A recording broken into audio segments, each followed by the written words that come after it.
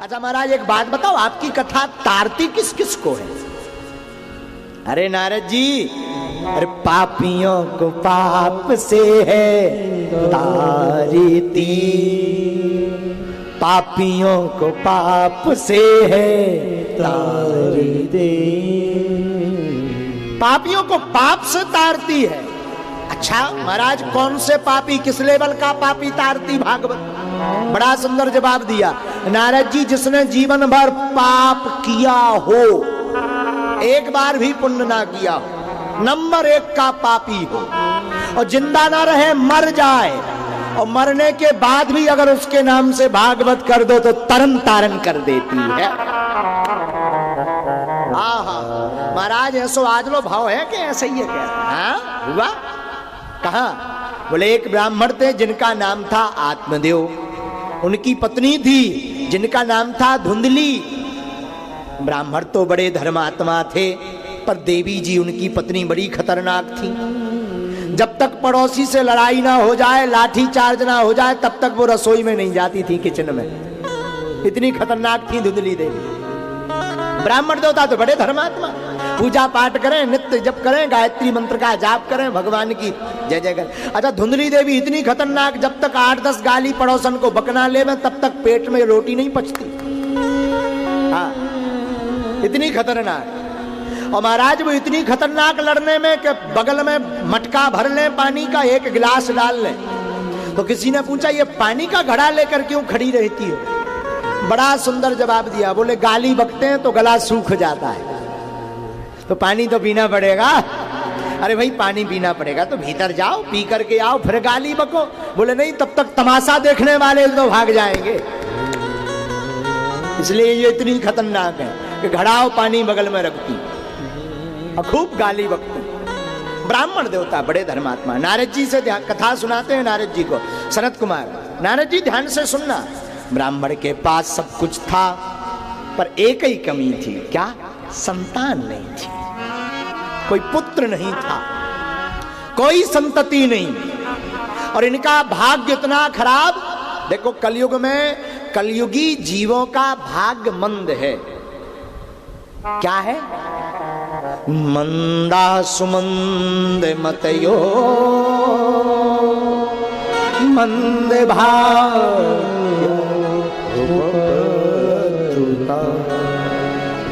कलयुग में जीवों का भाग्य मंद है।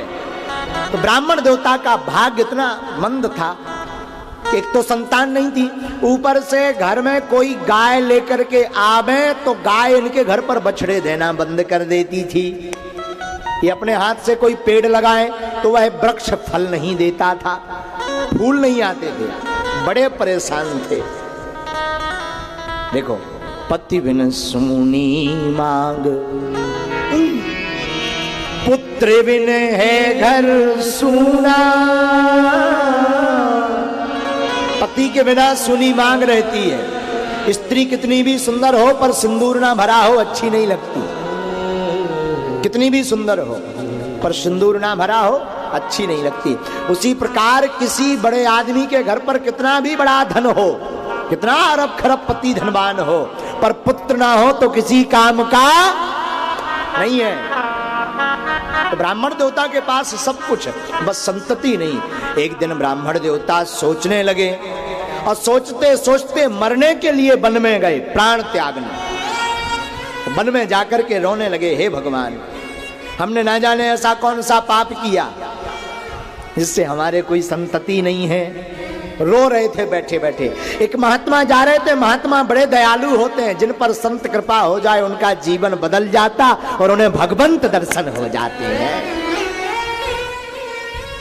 संत जी ने देखा ब्राह्मण देवता बड़ी चिंता में है, लगता है भगवान की याद में रो रहे।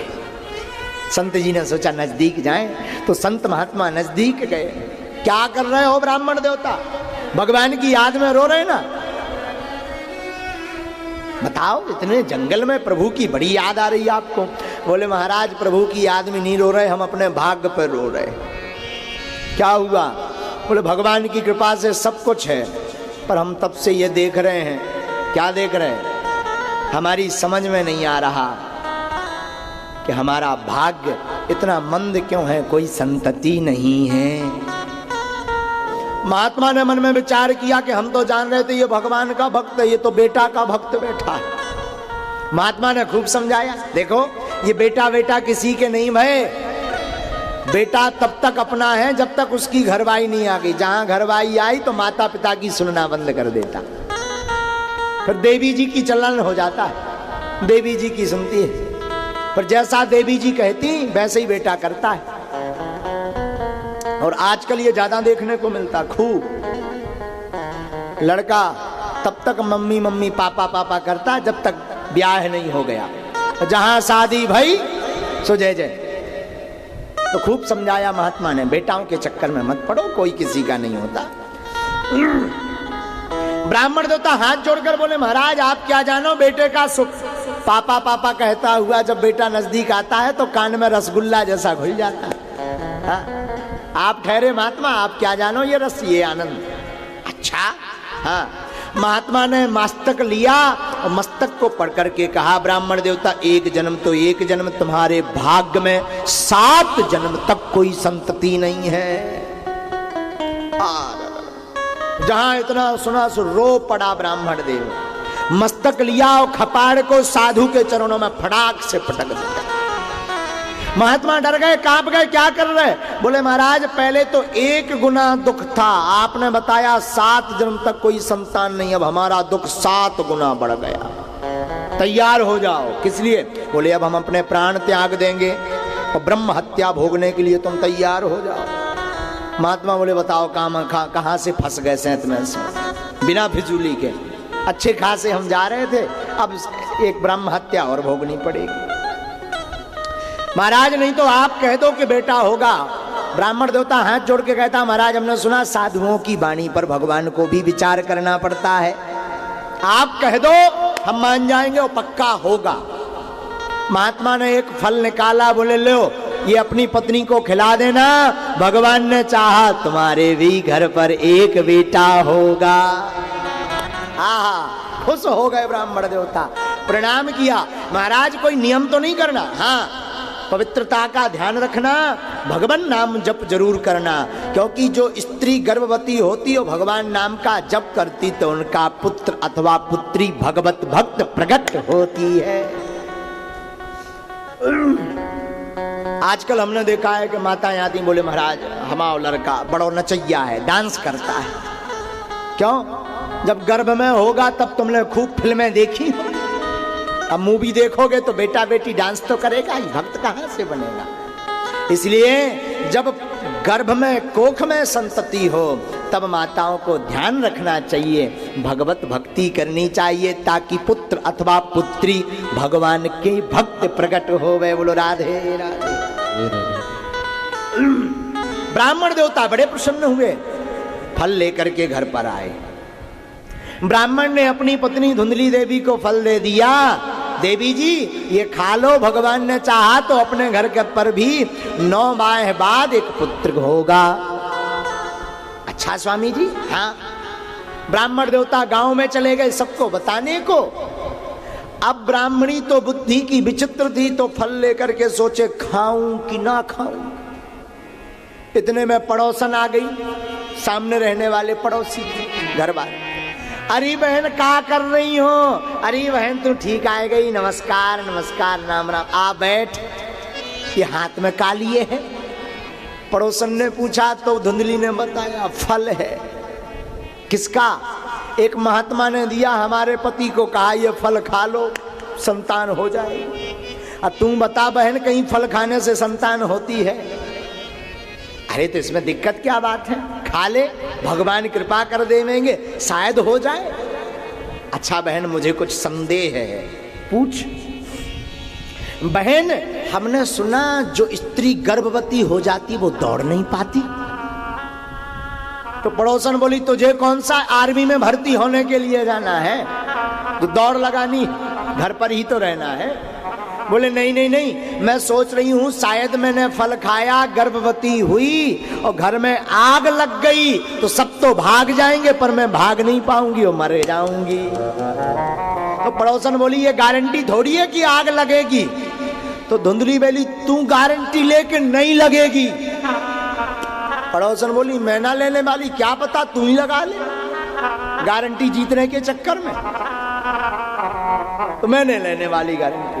अच्छा बहन दूसरी बात बता। हाँ, हमने सुना जो स्त्री गर्भवती होती जब प्रसव होता तो बड़ी पीड़ा होती है और कईयों के तो प्राण निकल जाते, कहीं मेरे तो नहीं निकल जाएंगे।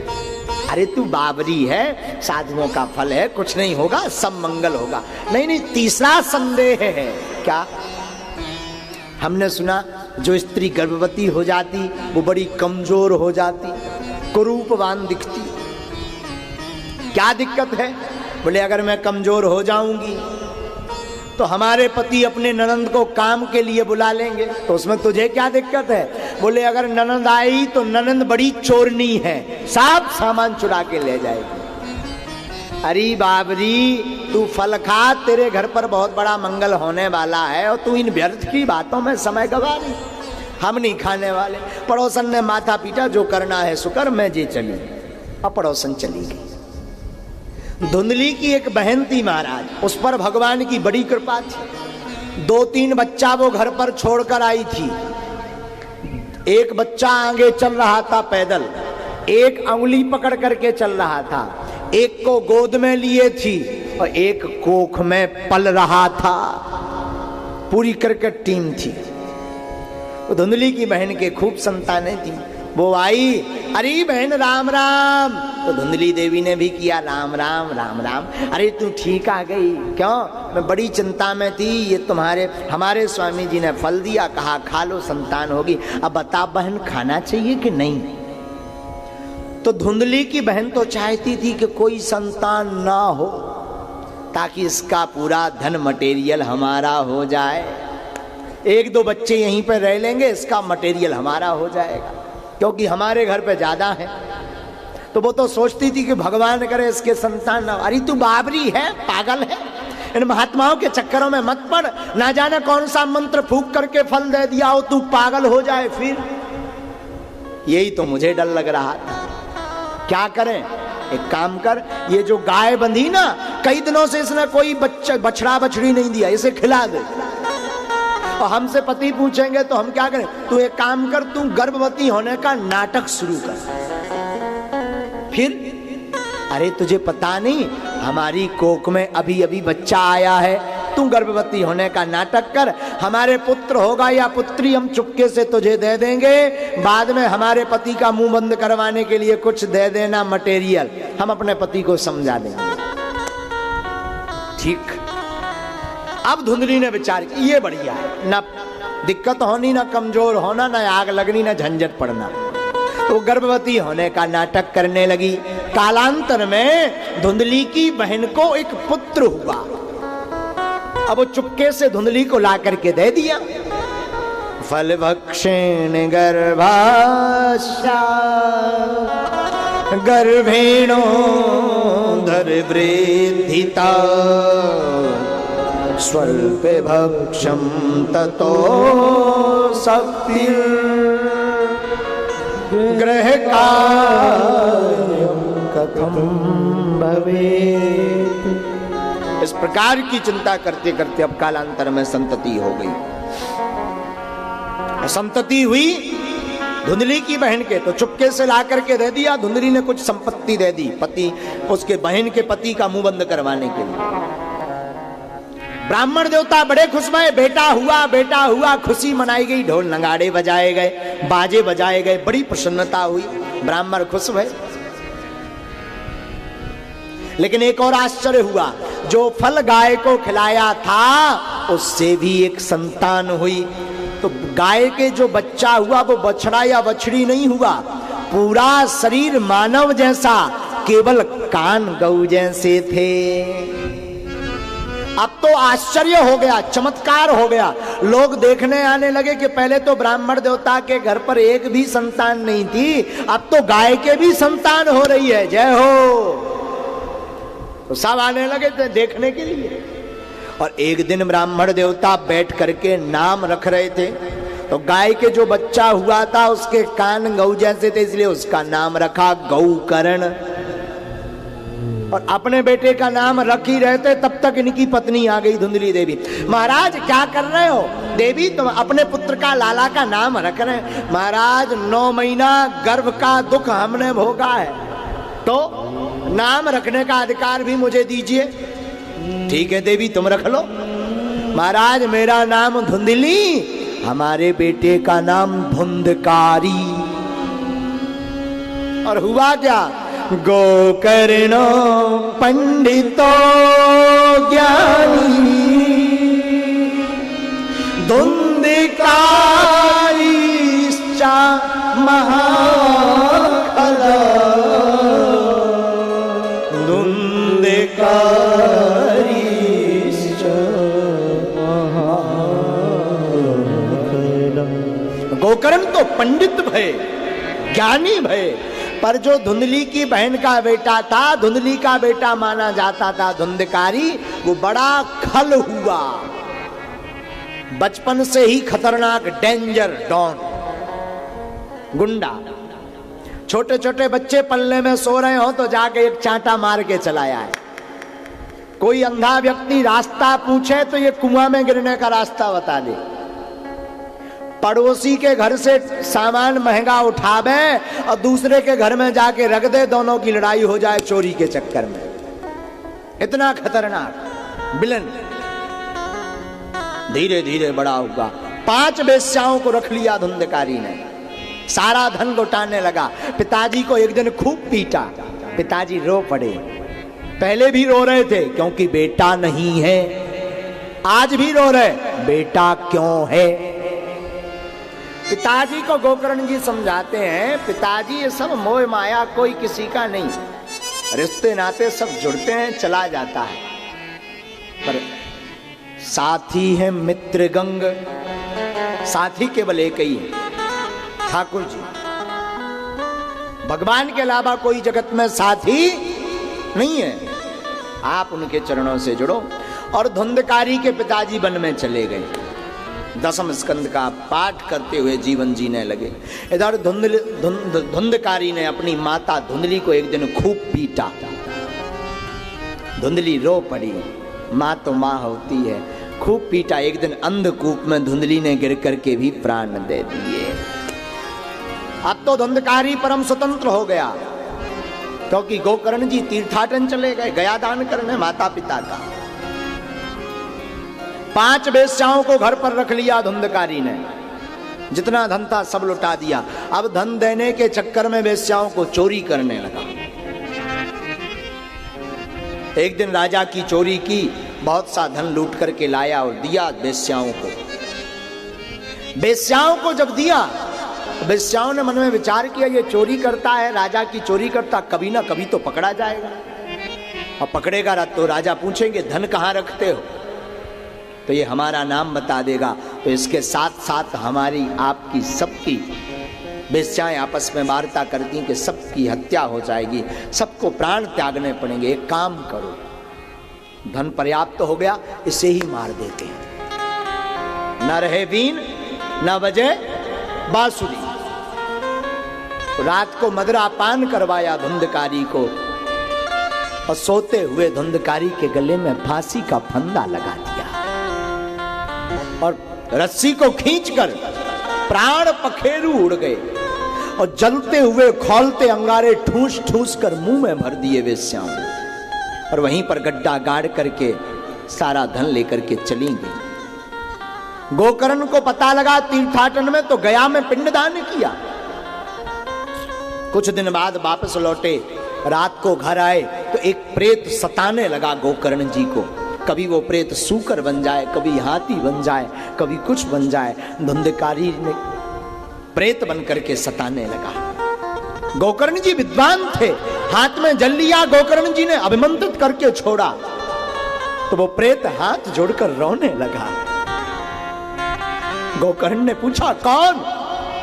उस प्रेत ने जवाब दिया, भैया मैं तुम्हारा बड़ा भाई धुंधकारी। अरे तुम प्रेत बनकर घूम रहे? भैया मैं प्रेत भला क्यों ना बनूं, मैं नंबर 1 का पापी जो हूं, पर भैया हमने तो तुम्हारे नाम से गया जी में श्राद्ध कर दिया। धुंधकारी कहता है भैया ऐसे 100 गया में श्राद्ध कर दो तब भी मेरा तरन तारण होने वाला नहीं है। क्यों? क्योंकि मैं साधारण पापी नहीं, महापापी हूं। ओ तब क्या करना चाहिए? आप ही कोई उपाय सोचो। ठीक ठीक ठीक, तुम चुप बैठो। प्रातः काल हुई और गोकर्ण ने सूर्य भगवान को अर्घ दिया। कहा हमारा भाई प्रेत योनि में है, कौन सा उपाय करें कि वो प्रेत योनि से मुक्त हो जाए, क्योंकि नंबर 1 का पापी है। सदा से सदा से श्रीमद् भागवती कथा। आकाशवाणी सूर्य भगवान ने रथ रोककर कहा गोकर्ण अपने भाई की मुक्ति के लिए श्रीमद् भागवत रूपी सदग्रंथ की कथा सुनाओ, तरन तारण हो जाएगा। और जैसे ही सुना तो गोकर्ण आए, श्रीमद् भागवत की व्यास पीठ को सजाया और कथा प्रारंभ कर दी। धुंधकारी प्रेत योनि में वायु के रूप में उस कथा के मध्य में आया। 7 गांठ का एक बांस लगा हुआ था, उस पर जाकर के बैठ गया। और पहले दिन की कथा हुई तो पहली ग्रंथि फट गई, पहली गांठ अपने आप फट गई। दूसरे दिन की कथा हुई, दूसरी गांठ फट गई। 7 दिन में 7 ग्रंथियां फट गई। और 7वें दिन की जब कथा पूर्ण हुई तो सुंदर स्वरूप लेकर के धुंधकारी प्रेत अब नवीन स्वरूप लेकर के प्रकट हो गया। तो जहां प्रकट हुआ तो सुंदर स्तुति करने लगा। धन्यम भागवती वार्ता प्रेत पीड़ा विनाशिनी, प्रेत पीड़ा विनाशिनी। अरे धन्य है भागवत की कथा, धन्य है धन्य है धन्य है। क्यों? मुझ जैसे महापापी प्रेत का तरन तारण कर दिया। बोलो भागवत भगवान की जय। और श्री हरि के पार्षदों के विमान पर बैठकर धुंधकारी भगवान के धाम चले गए। नारद जी से सनत कुमार बोले देखो कितना जादू है कथा में। ओ हो नतमस्तक हो गए नारद जी।